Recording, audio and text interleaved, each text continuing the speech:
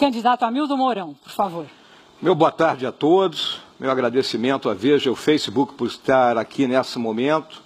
E eu quero ser vice-presidente junto com Jair Bolsonaro, porque precisamos de um projeto de país.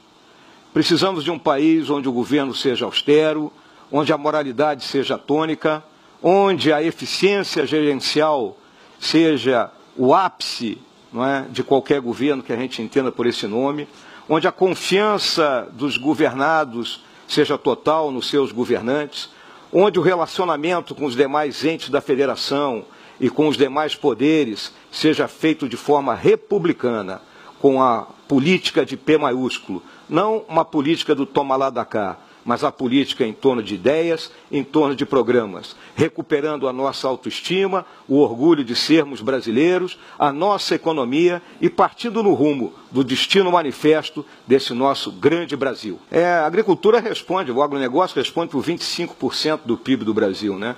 Então não resta dúvida que nós temos que, inclusive, incentivar mais. Nós temos 5 milhões de produtores, dos quais 10% que são aqueles produtores maiores, eles têm realmente assistência técnica, têm maior capacidade. Nós temos que nos voltar para os outros 4,5 milhões de produtores e a assistência técnica para esses produtores, que são os produtores familiares, os pequenos produtores, não é? Tem que ser feita pelo governo.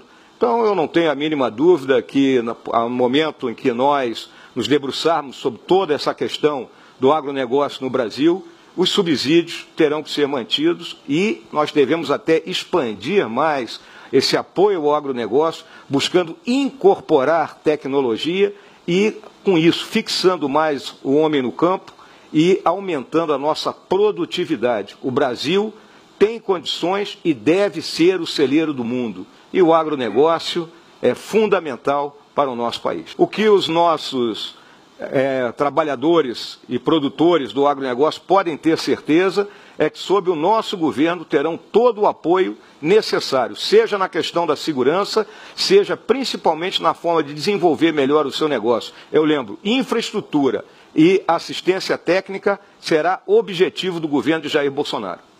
Nós estamos na revolução tecnológica e é fundamental que o governo virtualize os seus serviços públicos. Porque a questão da virtualização ela está muito ligada à expansão da internet e da rede de celulares, que ainda é muito pobre no Brasil. Bom, o BNDES, aí, ao longo dos últimos governos, ele teve um uso não correto, ele teve um uso político. Não é? Então, aqui, quando o Paulo comentou a questão dos privilégios, isso foi muito utilizado nos governos do Partido dos Trabalhadores, inclusive com captação de recursos a uma porcentagem maior e empréstimos a níveis menor. Essa diferença foi paga por todos os brasileiros e é uma das responsáveis pelo déficit fiscal que nós vivemos no país e pelo atraso da nossa economia. Uma questão que talvez não tenha sido muito debatida, aí a gente não vê, é a nossa política externa. E o Brasil, ao longo dos últimos anos, ele se apequenou nessa aí. Buscou a questão de um assento no Conselho de Segurança das Nações Unidas, né, a tal política Sul-Sul, né, e a própria questão aqui do Mercosul, os nossos vizinhos. Mas é muito importante que a diplomacia brasileira ela se afirme no cenário das nações também como princípios e valores. Né. En passant, abordou essa questão do contrabando de armas e drogas, que tanto devasta o nosso país, mas o que tem que ficar muito claro é que no governo de Jair Bolsonaro, a nossa democracia voltará a ser aquilo que o Barão do Rio Branco nos legou. O candidato Bolsonaro, ele, ao longo dos últimos 28 anos, né, ele esteve presente no Congresso Nacional, e a atuação dele pode não ter sido assim, com aprovação de emendas como a sua, né, que tiveram sucesso, mas ele fez um trabalho muito grande em prol das nossas Forças Armadas, dos nossos hospitais, não é? Buscando sempre cooperar com as nossas unidades, com a família militar, que era de onde provia o grande número de eleitores dele. Então eu julgo plenamente que esse período do deputado Bolsonaro dentro do Congresso Nacional foi um período de produtividade para os seus eleitores, que é o que eu considero fundamental quando alguém é eleito para representar parcela da população dentro do nosso Congresso. Eu deixo muito claro o seguinte, o presidente da República ele é um comandante, ele é um decisor.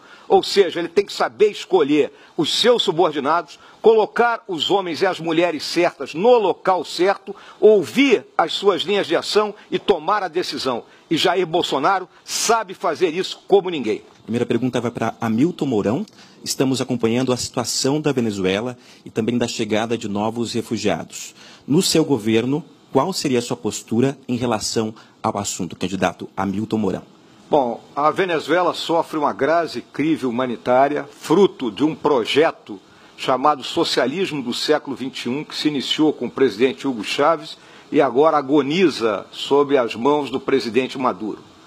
O Brasil, tradicionalmente, sempre auxiliou as demais nações e nós não podemos virar as costas aos nossos irmãos venezuelanos que sofrem com a fome, que sofrem com a falta de medicamentos, que sofrem com a falta de perspectivas. Independente de termos a totalidade do recurso necessário ou não, temos que acolher esses que chegam às nossas fronteiras na busca daquilo que a gente não pode retirar de nenhum ser humano, que é a esperança. E a nossa longa tradição humanitária de termos enfrentado ao longo da nossa história todo tipo de totalitarismos, né, nos leva a acolher esses irmãos e manter a nossa política de buscar localizá-los dentro do nosso território nacional e não única e exclusivamente no território de Roraima, pois o governo atual demorou a compreender a magnitude dessa crise. Ou seja, apoio àqueles que fogem de um regime de fome e de opressão, fruto de uma ideologia cega. Eu finalizo apenas dizendo o seguinte: ainda no meu tempo na ativa no Exército, eu deixei claro aos meus companheiros do alto comando que a próxima missão de paz que o Brasil teria seria dentro da Venezuela. Então, qualquer um de nós que assuma o governo deverá olhar isso com muito carinho, porque essa nossa vizinhança é um problema e nós estamos assistindo isso replicar para dentro do território nacional. Bom, o nosso sistema penitenciário, ele parou no tempo, ele simplesmente não se adaptou à realidade que nós estamos enfrentando dessa narco-guerrilha aqui no Brasil. O candidato Eduardo Jorge colocou muito bem nessa questão da mistura de presos de menor periculosidade com presos de maior periculosidade, e isso leva a que novos soldados surjam para o tráfico. A nossa visão é muito clara: temos que privatizar determinados presídios para que neles fiquem de menos periculosidade lá trabalhando. E aqueles que já são presos com crimes mais graves fiquem sob a guarda total do Estado. Jair Bolsonaro e eu fomos formados sob a égide que as palavras conduzem e o exemplo arrasta. Num belo dia de nossas vidas, abatemos nossas espadas perante a bandeira nacional e juramos defender a honra, a integridade e as instituições deste país com o sacrifício da própria vida. E é isso que Jair Bolsonaro fará. Liderará esse país pelo exemplo e nos conduzirá a um novo patamar como nação, sem jamais esquecer o bem-estar de cada um de nós brasileiros. Brasil acima de tudo e Deus acima de todos.